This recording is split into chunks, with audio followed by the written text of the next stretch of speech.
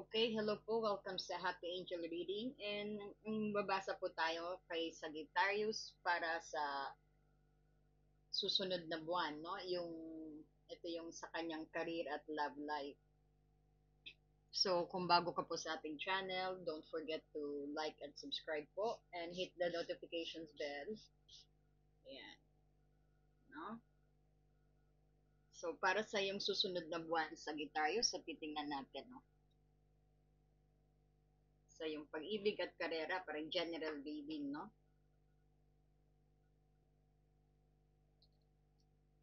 At bibigyan din kita ng guidance na, no?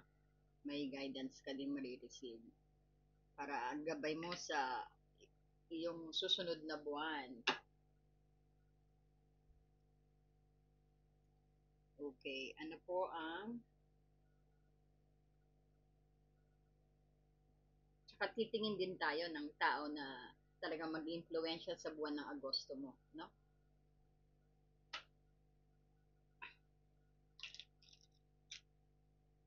So, titingnan natin kung sino yung tao muna, no? Kung sino yung mga tao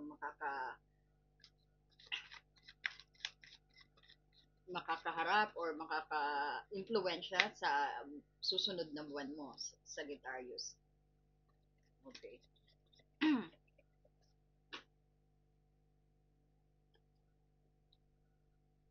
Meron kang the star,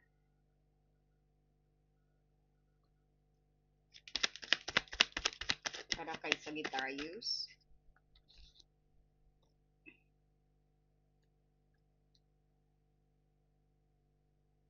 The Hermit, reverse.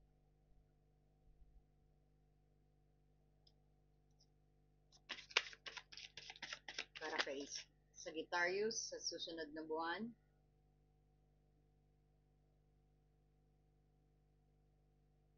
Three of Pentacles.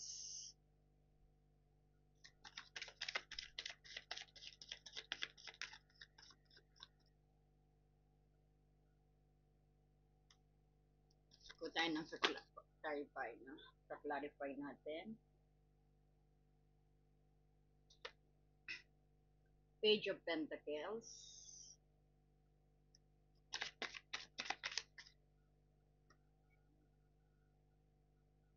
King of Cups.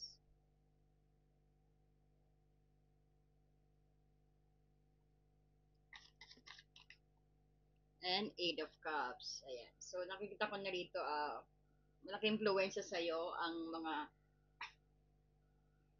taong may birth chart na Pisces, Cancer, Scorpio, Taurus, Capricorn, Virgo, no? Mga earth sign din will play an important role sa'yo o makakahalubilo mo or magkaroon ng influensya sa darating mo Sagittarius, no? So meron din yung nakita rin natin dito yung si Star, which you could may came across din kay Aquarius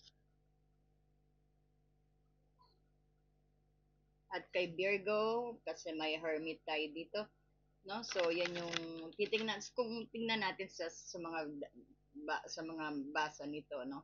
Kung how they play sa yung susunod na buwan sa Sagittarius. Especially medyo mukhang positive naman, nakita natin maganda rito ang ano mo, no? Parang full of hope ang napipick up ko rito sa dali, ano ko lang po yung mic. Yan, parang full of hope naman ang napipick up natin dito sa taro mo. At may mga changes din sa sa iyong panloob na pagtuon or sabihin natin sure na growth, no? At pagunlad because may Three of Pentacles ka rito. So, this is general reading, no? So, take what resonate and always remember you have your own free will. Pero I've been seeing here. So, let's start na. So, you have the start dito. Ito yung bituin na sinasabi, no? Which is napakagandang start sa yung susunod na buwan. no? Magandang start sa yung susunod na buwan. Parang full of hope dito. Uh, Parang nakita natin you got lots of inspiration or sabihin natin may bagong umusbong sa'yo na paniniwala or pananampalataya, no? May umusbong na panibagong faith, parang you are inspired dito. So, sa yung pagtingin naman natin sa pagdating sa pag-ibig mo, sa love life mo, nagsasabi rin dito na yung parang this is the time na maging optimismo ka or sabihin natin na you can receive some healing, no, sa susunod na buwan kung desperate ka dati, kung sabihin natin na medyo hindi magandang medyo nasaktan ka because some of you maybe just been to a separations, nakita natin is medyo nakaka-move on ka, no? Ito rin yung sinasabi na parang could be also na you are seeking sa totoo na rin sa parang sa malalim na connections o pakiramdam mo yung sa loob mo na you have some peace na, no? Parang you let go of something na hindi na parang tingin mo na hindi na na hindi na useful sa and you're trying to release that also. So you're getting some healing here ito, which is very positive. Kung pakiramdam mo yung malungkot ka, this also yung card na nagsasabi na ang pagbalik ng bago mong energy at sigla sa susunod na buwan. And this is very clear when it comes sa yung sa yung career. This is showing na new inspiration, ay sabihin natin you are inspired or sabihin natin you have a very clear mind dito or sabihin natin malinaw na pananaw para sa hinaharap mo sa yung goal at yung yung paniniwala ng iyong mga pagsisikap ay nagdudulot ng positibong resulta, no? So maaring makaramdam ka ng panibagong layunin or sabihin natin pagkamalikhain mo, yung very creative ka, no? Inspired. So we also have here the Hermit, no, which is in reverse. So this is saying na you are already, nasabihin natin lumabas ka na lumabas ka na sa muling panahon ng paghihiwalay or malalim na pagninilay-nilay or maaring lumayo ka marahil upang hanapin ang iyong sariling katotohanan o upang gumaling ka or sabihin natin para you could find some healing ka. Ngunit ngayong handa ka na ng muling makisama, no? Because it turns out in reverse. Yeah, kasi nakita natin siguro you just been from breakup or separations dito or sabihin natin you change your job, your career din dito, but you will get back the healing dito susunod na buwan mo. And as you could see dito na nag-reverse ng Herbert, parang tapos ka nang magsulo or sabihin natin tapos ka na yung yung pagmumukmok mo mag-solo. Ngayon parang you are ready to face the world now, no? Because nag-reverse ng Hermit mo, which is very positive sign na you are moving on forward. Parang pagkatumba, bangon uli, no?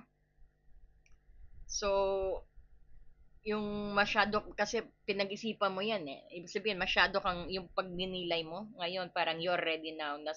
Parang alam mo na yung sagot sa kung ano yung nangyayari din sa'yo. So, when it comes sa yung love life, this might mean na ito yung pagbabalik mo, ibig sabihin yung ready ka na to face din yung mga problema mo sa relasyon or sa pag-ibig or sabihin natin galing ka sa breakup, parang open up ka naman open ka na sa mag-accept uli ng manliligaw or open ka na uli sa bagong pag-ibig, no? Parang yung ready ka na makipag-connect din sa ibang relasyon, no? And this is also na sinasabi na parang you are freeing yourself din sa dati mong koneksyon na talagang nasaktan ka. Yan nga, as I said, you have your healing na raw this coming this month, no, next month sa'yo. So which is very positive at parang reawakening sa sarili mo, no? Sa when it comes sa yung karera naman, no, ito na yung sabi na handa ka na ring ibahagi sa iyo. Kumbaga, handa ka nang ibahagi yung mga ideas mo, i-share na hindi mo na ikikip lang sa iyo. Parang you're learning to share it because of the teamwork tayo nakikita rito, no? The Three of Pentacles. Parang makikikooperate ka na kung dati you're happy working alone, but now parang you realize na you need someone who to be able to execute that project, no? Or kailangan mo na rin ng kailangan mo ng teamwork, kailangan mo rin ng partner to be able to push through with that project, no? Napag-isip-isip mo na it's good to work with friends or with it's good to work with co-worker at nakita natin ang contribution mo rin, no?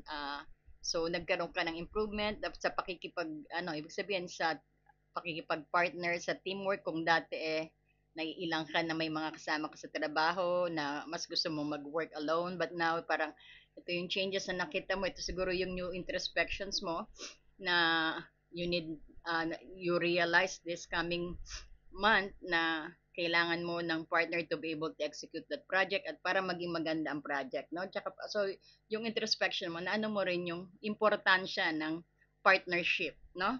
Not only in your relationship but also in your career, no? Yan, sa August din, some of you siguro nagpaplanong mag-aral uli or sabihin natin may new project or merong naantambalang proyekto na na-stagnant and then ngayon pagtutuunan mo ng pansin, no? Parang you are starting again din na siguro yung ibang na-stop sa school, no? Yung ibang na-stop sa school ngayon parang gustong bumalik ng school at pag-iigihan, no? Parang new leap sa'yo, no? Lahat ang ganda ng, you are taking a positive actions, no? Parang you are very active and taking positive actions this coming month. And ito rin yung sabi natin when it comes sa buhay pag-ibig mo, maaring ito yung magpahiwatig ng isang bagong matatag na simula sa relationship, no? Marahil ay isang bagong yugto ng iyong relasyon o isang matatag na bagong connection din. Expect na you might gonna, yun nga, some of you na parang you came across sa isang tao na bagong kakilala na his sign might be earth sign, Taurus, Capricorn, Virgo. Now, we have Aquarius also. Baka yan yung sinasabing bagong connection na nakikita natin na you might gonna find this person siguro sa work mo, no? At water sign din, Aquarius and Virgo, as I said. Parang you're full of, you're really facing your journey. Talagang hindi mo tinatakbuhan, you're taking a positive actions, which is very positive. Parang meron din sa inyo yung tatanggap ng isang offer na may pangmatagalang potensyal. Ito yung sinasabi din natin na mag-i-start ng business. Some of you din, ito yung tungkol sa pagtatanim ng mga buto para sa paglago sa hinaharap or parang will start all over again, no? Kumbaga mag-i-start uli siyang bumangon. Parang you are thinking about all your growth, kung paano ka mag-improve sa iyong financial at paano may improve ang iyong connections when it comes sa iyong relationship, no? This is very beautiful card, no? You are bouncing back, no? Ibig sabihin din, and then we have the King of Cups. Kita din natin na isang sign din to na isang very romantic persons o sabihin natin very loving persons, very positive persons, no? Very mature din na relationship. It could be pertaining na sabihin natin pwedeng asawa nyo, no? Or sabihin natin kasi ang bagong darating sa buhay niyo is parang medyo bata. medyo bata na medyo ang energy niya is earth sign, parang very curious na tao, no? And then isa pa, it could be also isang loving persons na very romantic, very matured sa pag-ibig, no? This is also when it's energy, ito yung napaka-positibong sign na napipick up ko rito, o isang, or sabihin natin na maaring may magpahiwatig din ng pagmamahal din sa'yo kung single ka, or baka may mag-propose sa'yo na ganito ang sign, no? So, parang nakita ko this person is ano is very calm na tao, yung very understanding na tao, no?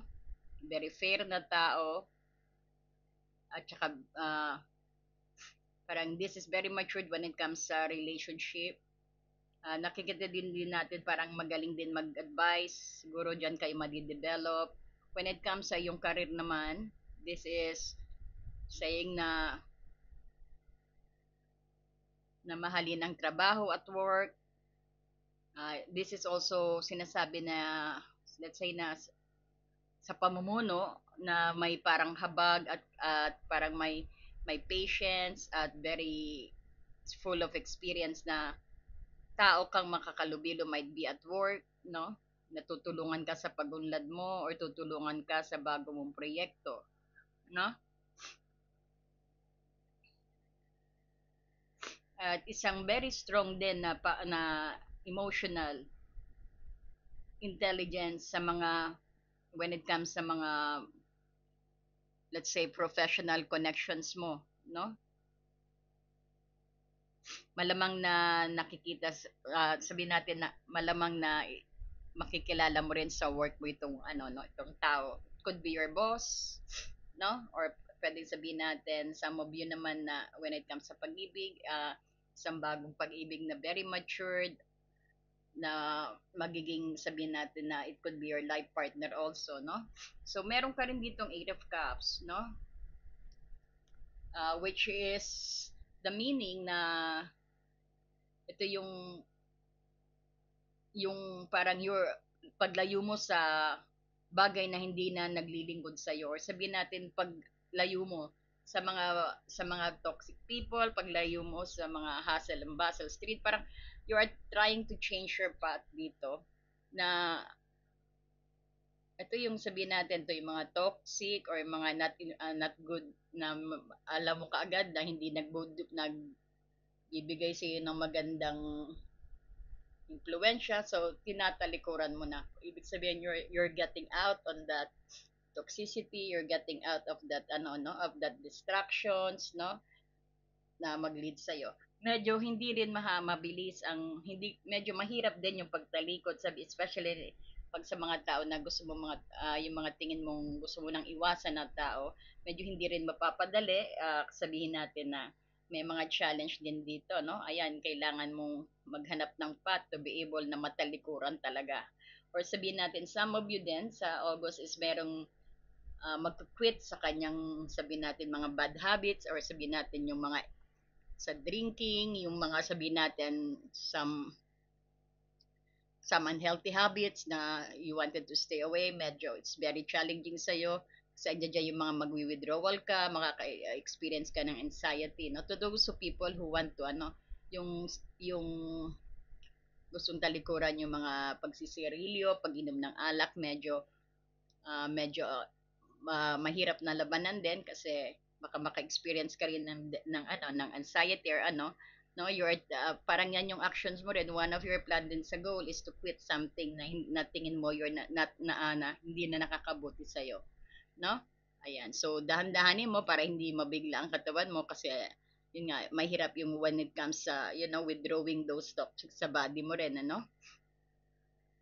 So, talagang you're turning into a positive life. Para sabihin natin happy life, or sabihin natin you're really making some good changes in yourself then, no? So, so in summary, nakikita natin dito sa Sagittarius no, sa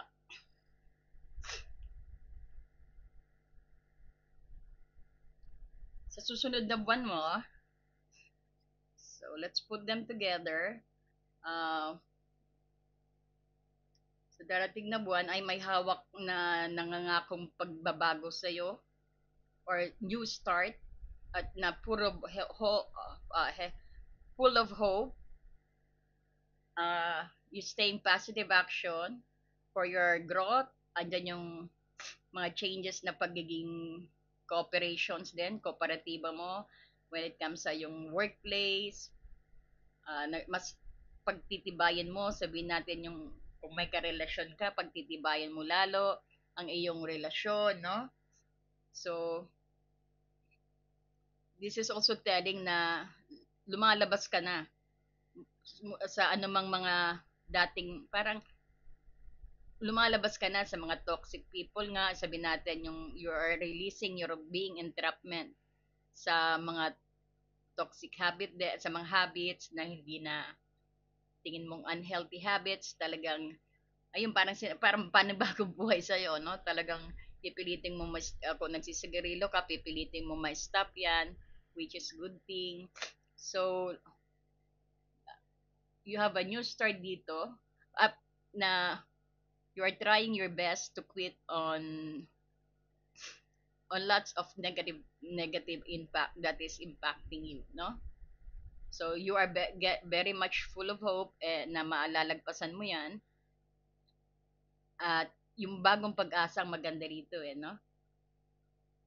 At ang maganda pa rito yung you're into a cooperating teamwork, no? At makikita ko rin dito yung paglago sa pamagitan ng co-partnership or sabihin natin pagtutulungan. And because the Three of Pentacles and the Page of Hirito Pentacles, parang ito yung tumutumbok sa oportunidad para din na mag-aral ka or pagpapaunlad sa kasanayan mo, sa mga skills mo. Ayan yung bawa, if you love cooking, mas lalo mo pang pagigihan, no? At this is sure na ito yung tiyak na ikaw ang mag-harvest niya, no? And I've been seeing here ang iyong capability na kuminek sa iba't ibang level ng tao is parang magiging rin yan, magiging one aspect din sa susunod mong buwan. Parang you will contribute, no? Magko-contribute ka sa lots of your idea, no? Sa trabaho, sa yung workplace. So, ganun pa man, and dito yung pinapaalalahanan ka rin because of the Eight of Cups dito, na hindi lahat ng bagay mula sa iyong nakaraan or kasalukuyan ay nararapat na sumama sa iyo sa bago, no? But we've been saying here na puno ka ng pag-asa on your new journey. Uh, maghanda kang sadyang lumayo sa mga sitwasyon o koneksyon na hindi na tunay na nagbibigay din sa iyo ng no, hindi tunay na kasiyahan or para mga sabi natin ilusyon, no? So, yan yung paghandaan mo, no? Make sure na lumayo ka. Cut the bandage mo rin, no? Hindi lang sa tao but also sa mga bad habits. O baka yan din maaring advice sa'yo sa susunod na buwan. So, hindi ito yung pagtatago actually. Hindi ito yung pagtakas mo. Kundi ito yung tungkol sa you are agreeing na you are willing. Andito yung willingness mo, yung free will mo. No? To quit that person, to quit that habits, which is very positive because you do care about now sa improvement ng sarili mo. No? So you are embracing a new journey dito at you're grabbing all the good opportunities sa'yo, no? And one of the key then is yung makipagtulungan ka at magtiwala ka sa iyong mga intuition, no? upang gabayan ka sa kung anumang mga tunay na layunin mo. So, meron kang anumang sabihin natin na very beautiful lang yung card, no? Sagittarius. So, good luck sa iyo. And then let's get some some guidance when it comes sa iyong finances and career. Deservingness. Ayan, deserve mo, no? Ayan, sabi deservingness. So, let's read, no?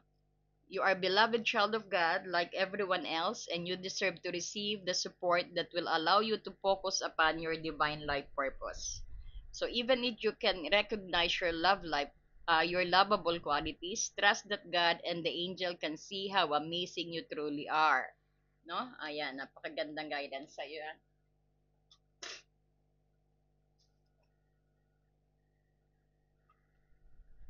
Parang sinasabi din dito na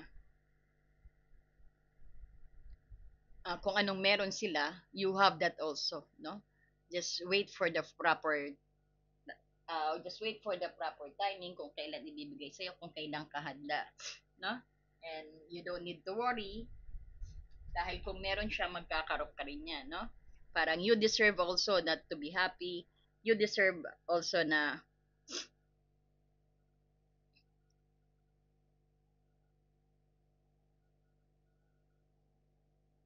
that you deserve that relationship also, no? Na you deserve to be loved and to love, no? Parang just trust yourself, no? And which nakita natin dito, just have faith. You also parang that is also yours, no? You have the right to actually to feel being loved also, no? So make sure na magtiwala ka sa sarili mo, na you have all that beautiful qualities in you, at have faith in God, and the angel actually try to show you how amazing you are, no? So good luck to you, and please do comment, and see you on our next reading. Ayan, thank you po, and God bless you all.